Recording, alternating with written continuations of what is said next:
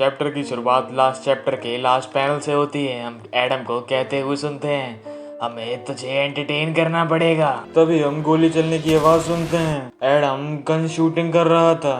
कहता है कि ज्यादातर तो गोली चलने की आवाज सुनते ही उड़ जाते हैं, पर कुछ होते हैं जो नहीं उड़ते, और उनके साथ ये होता है। तभी एडम पीछे मुड़ता है, प्रोटैगनिस्ट को गन देता है और बोलता है तुम भी ट्राई करो। प्रोटैगनिस्ट गन थामता है और कहता है मैंने कभी गोली चलाई नहीं है। वो एडम बोलता है क्या तुम डरे हुए हो? प्रोटैगनिस्ट कहता है नहीं, पर मुझे समझ नहीं आया क्या?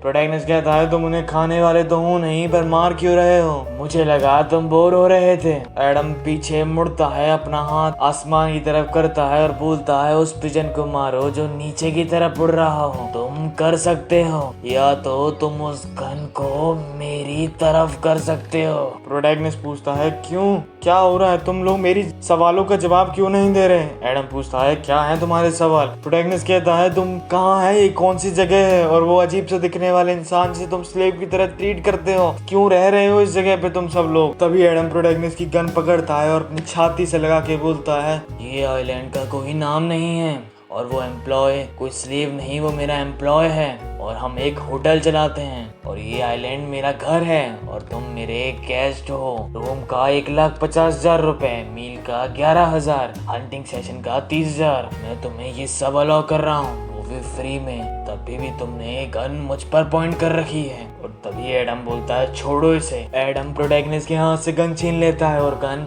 प्रोटैगनिस्ट के ही सामने लगा देता है, और उसका हाथ ट्रिगर की तरफ जाता है, वो ट्रिगर को दबा देता है, और कोई गोली नहीं चलती।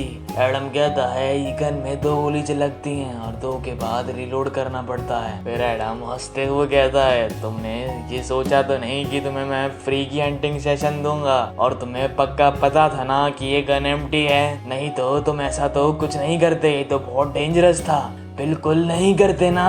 और प्रोटैगनिस्ट डर चुका था, वो उसकी बातों में सहमति दिखाता है। तभी सीन शिफ्ट होता है, हम प्रोटैगनिस्ट को समुद्र के तट पर बैठा हुआ देखते हैं। उसके बगल में एक मेल पोस्ट लगा हुआ था। वो बोल रहा था खुद के मन में ये कौन से लोग हैं, मैं किस आइलैंड पर हूँ, और ये क्यों कर रहे हैं मेरे साथ ऐसा, मुझे तो कुछ भी याद नहीं आ रहा है, मैं क्या करूँ इस जगह पे। और तभी उसे कुछ गिरने की आवाज आती है। वो साइड में देखता है, वो मेल पोस्ट गिर चुका था। वो उठता है और बोल रहा था कि यहाँ तो अभी कोई हवा भी नहीं चली, और वो मेल पोस्ट की ओर देखता है और उसके जाती है उस कोने पर। वो सोच रहा होता है उस पल को जब उसने वो मेल पोस्ट पानी में उठाया था, और उसे कंफर्म नहीं होता। वो कुछ से सवाल पूछता है क्या उसका कोना ऐसा ही था।